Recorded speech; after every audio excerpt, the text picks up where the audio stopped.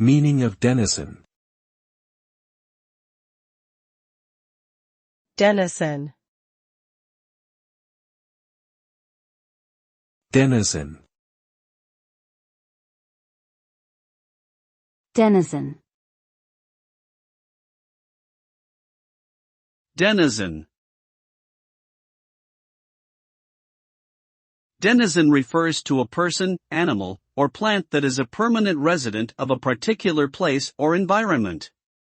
It implies a sense of familiarity and belonging to a specific community or habitat. Denizens are often contrasted with transient or temporary inhabitants who do not have the same level of connection or attachment to a place.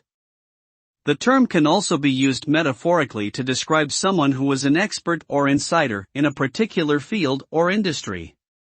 Overall, denizen conveys a sense of rootedness, continuity, and coherence in relation to a specific locality or domain.